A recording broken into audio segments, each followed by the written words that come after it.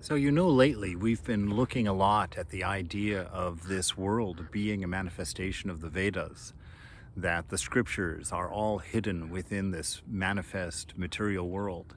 And with the eyes that see and the ears that hear properly, the scriptures can be thus enjoyed, can be thus imbibed just by our exposure to the world around us through discernment.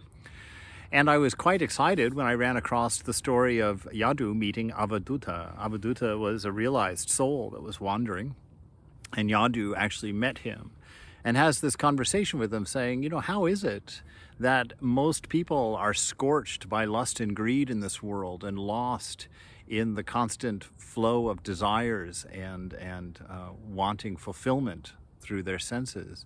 How is it that you've managed to escape that? Who was your teacher? How did you learn this? He says that here. He says, and yet while people are being scorched by the strong fire of lust and greed, you remain untouched by its heat. O Brahman, please tell me how you, though living a lonely life, find delight in yourself alone, untouched by the miseries of the world. How is it that you've done this, that you've remained free, that you've remained content and happy and unburned by this world of promises without fulfillment?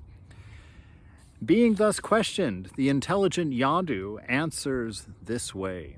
O king, I roam on earth a free soul, having received wisdom from my teachers.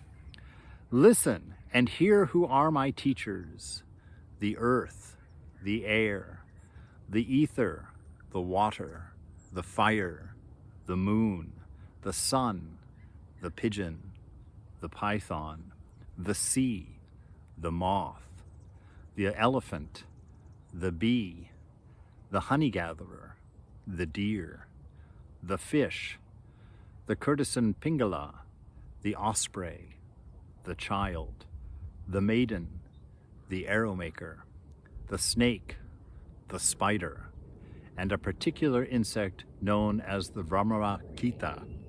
So he goes through and he lists all of these naturally existing things in the world as his gurus, as his teachers.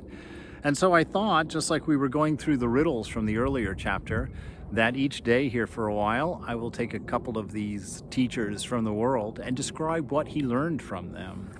And maybe just by practicing this, we also will take on the teachers that surround us and hear the Vedas of this material existence and be able to turn our inner eye toward the divine, to ourselves be able to wander this world alone and content and not caught in its net of desires.